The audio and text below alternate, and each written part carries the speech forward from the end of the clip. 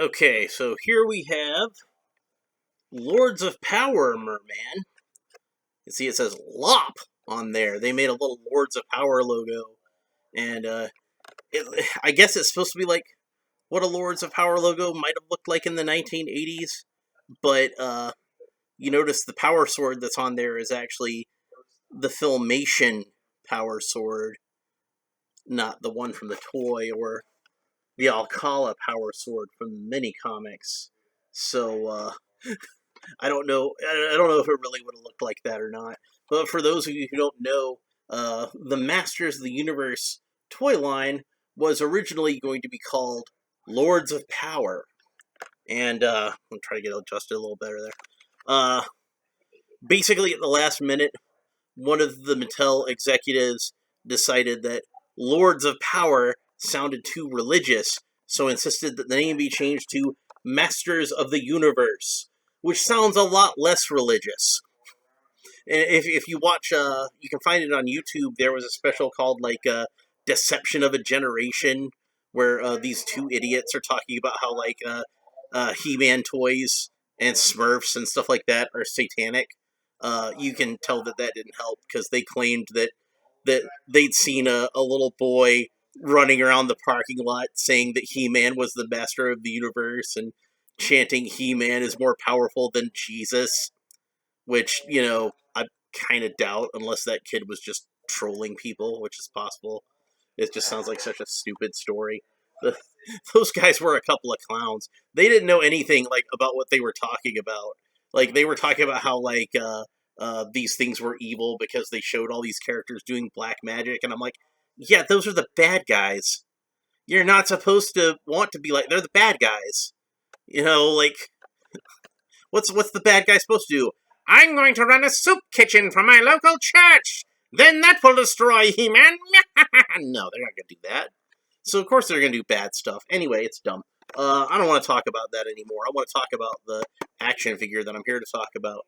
So this is Mer-Man, Ocean Warlord, and this is the second version of Mer-Man that they've put out in the Masters of the Universe Origins line.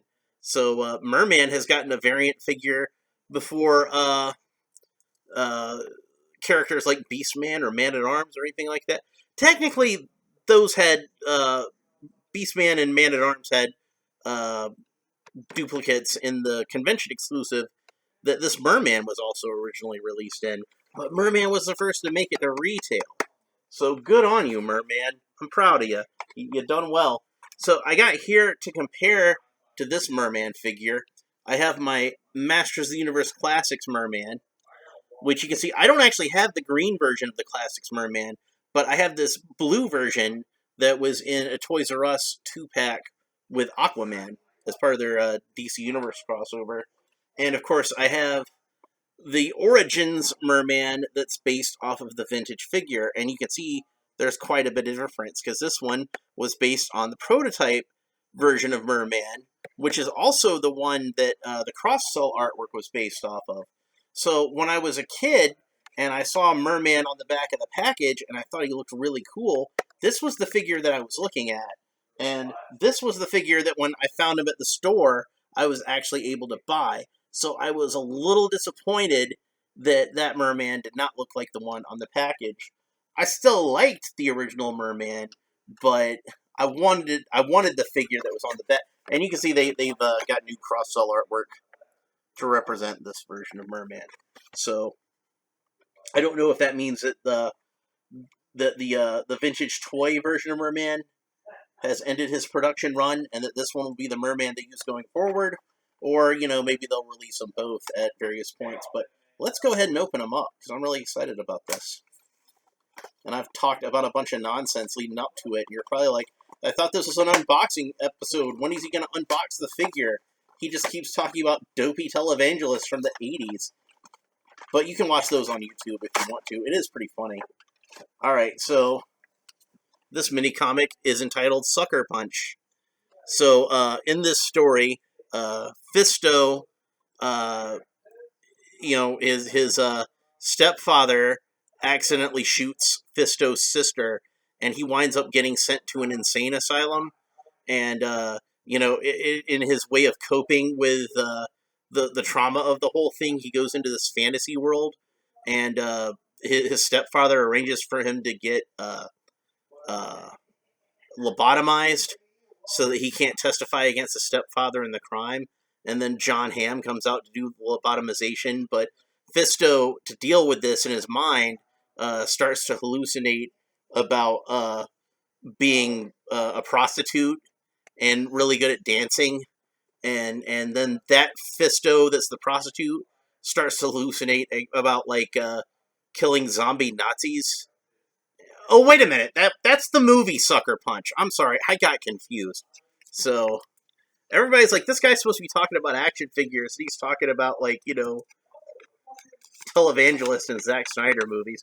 Don't worry, I'm gonna get to the action figure, I promise. Here's a little instruction sheet that shows you how to rearrange all of his parts. And let's look at the comic book. So in the comic book, we see Fisto standing in the Enchanted Forest, and it says, "The Enchanted Forest, Fisto, guardian of the sacred woods, stands ever vigilant to protect its inhabitants." And then Fisto says, "Things have been a little quiet lately. A little too quiet." And then you see, "Ah!" And Fisto says, "The forest is under attack. Whoever is beside... Oh, can't talk. Whoever is behind this assault will pay dearly." And that shows Fisto leaping into action and running towards the source of the danger. And then he's startled and he cries out, "No!" What do you see? It's the land shark being driven by He-Man. And He-Man says, "Ha ha! The forest is mine!" And then Fisto says, "He-Man, what are you doing?" So he punches the land shark and says, "This madness ends now!" And He-Man says, "Who dares?" "I do. I know not what spell you are under, but you must yield." And then He-Man smacks him with a log and knocks him into stone wall. "Oof! Never!" I don't think that's really He-Man. So then we see a nice little segue here. The bars kind of blurry and fading in, like Fisto is regaining consciousness. And it says, "Ugh, what hit me? Where am I? Some sort of prison? No cell can hold the mighty." And then he goes to punch the cell door, but he just bounces right off of it. And he's shocked. And he says, "Impossible!"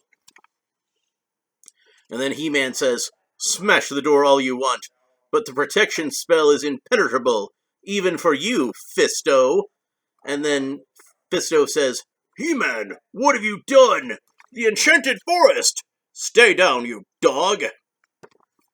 And then He-Man says, "The Enchanted Forest is safe from you, villain. Even your master Skeletor cannot stop you. Cannot help you, sorry." "Skeletor? My master? Never!" "Enjoy your stay. You're going to be here a long time. Ha ha ha ha."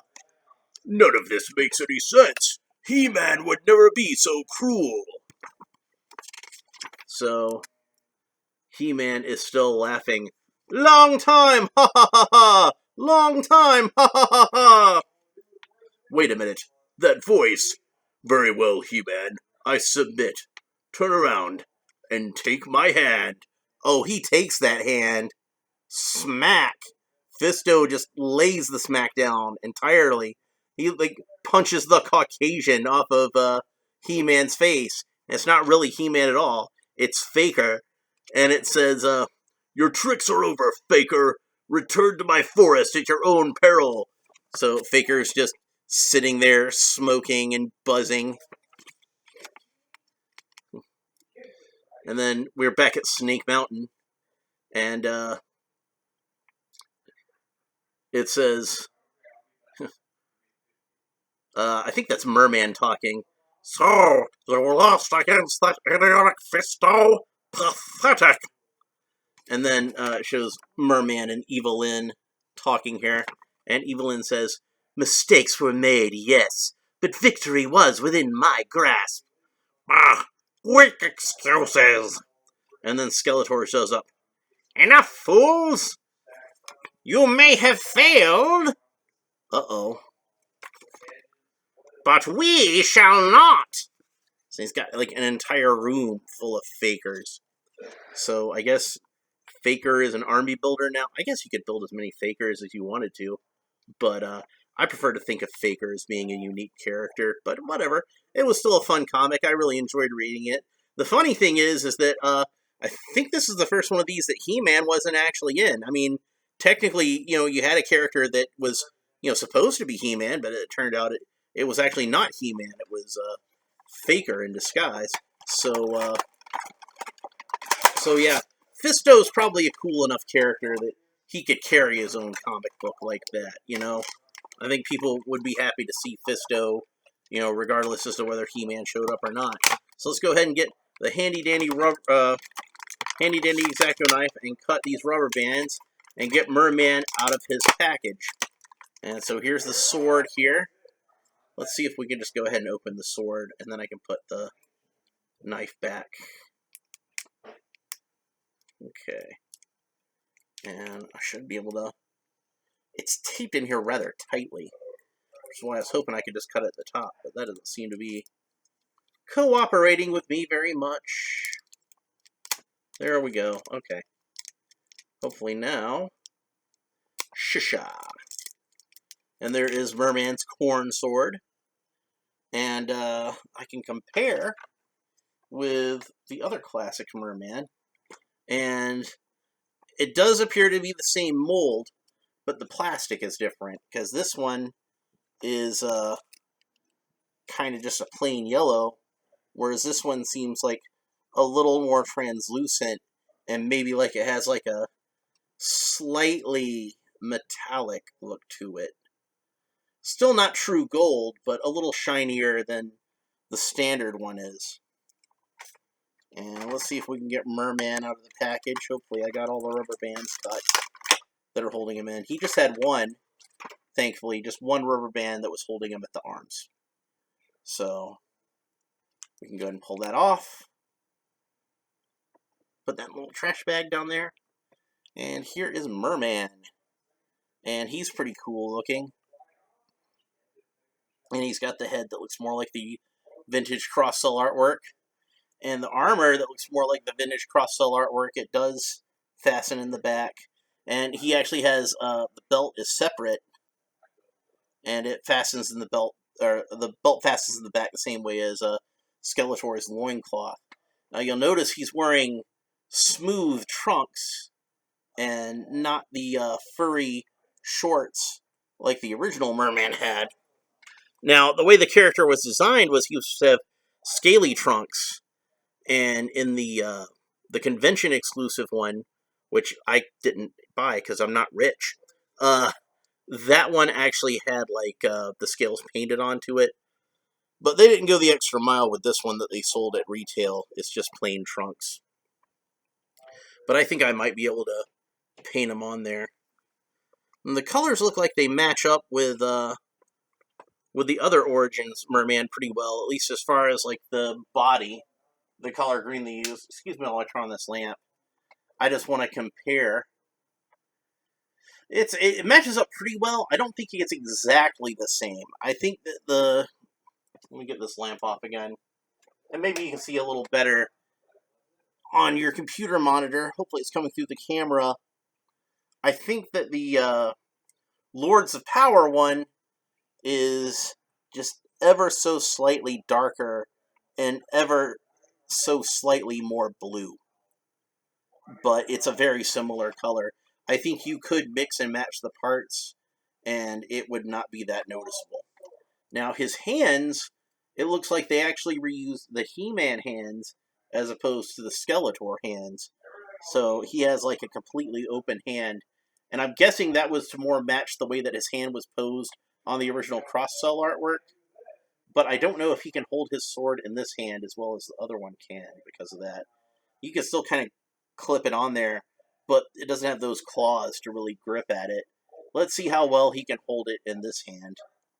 It does seem like a tight fit, but I think I got it on there pretty well.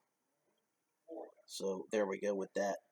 And he's got the look of the cross-style artwork with the more sort of bulgy eyes. He's got more of like almost sort of a cutesy sort of face, and the ears, gills, whatever you want to call those, are a little more ornate.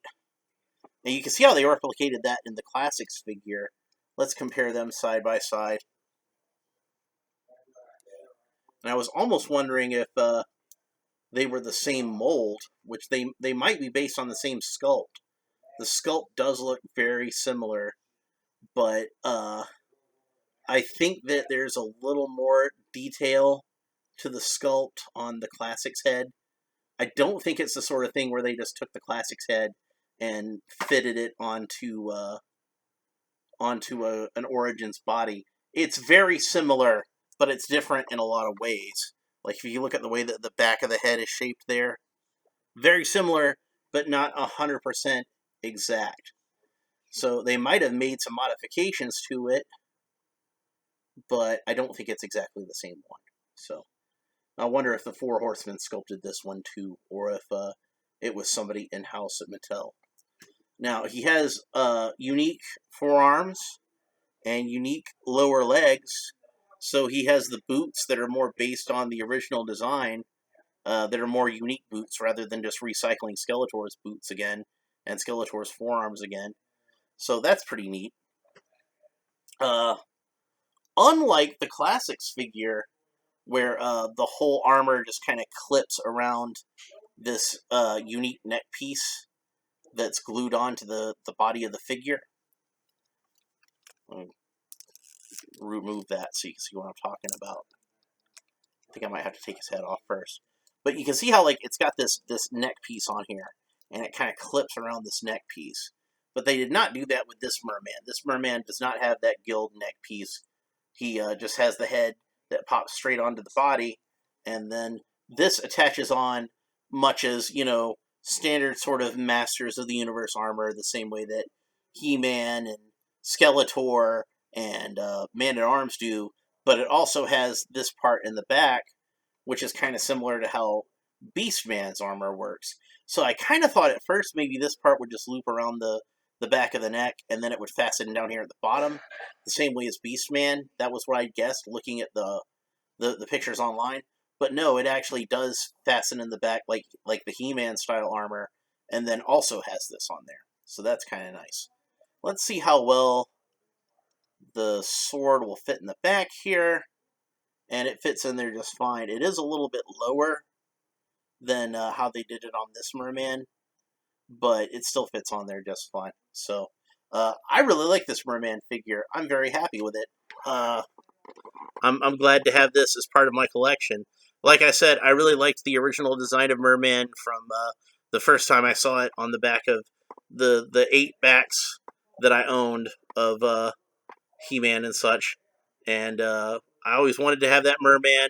And the Classics one, came really close to that. Even this version of the Classics one that was the blue one was still a lot more similar to the Mer-Man that I wanted when I was a kid. And the 2000X one was too. So I know I'm not alone in that. I know there's a lot of people that really like that Mer-Man and wanted to bring him to life. And honestly, I think this is probably the closest that we've gotten to me getting that actual Mer-Man, because as great as the 2000X one and the Classics version were, like, they're not compatible with the vintage figures, whereas this is one that is perfectly compatible with the vintage figures. I kind of wish I could travel back in time and give this to myself when I was 8 years old. And young Alan would have really liked to have had this figure. So, but at least I can content myself with that. I have this version of Mer-Man now. Now, I'm not complaining. I'm really glad to have the version based on the vintage toy. I'm the kind of guy who wants to have, like, all kinds of different variants of characters. And in fact, if Mattel wanted to redo this one in the blue color, like the same as this one, that would be a pretty good store exclusive or con exclusive or anything like that. And if I could get a hold of that one, I would gladly. But anyway, that's pretty much it for this episode. I've talked about this one for like 20 minutes. And I think I need to take a nap or something because I've had a long day. But but hopefully you enjoyed this video, and if you want to find this figure, good luck finding him. I managed to get mine on Amazon, but hopefully he'll be popping up at retail stores soon. Anyway, we'll talk to you next time. Bye.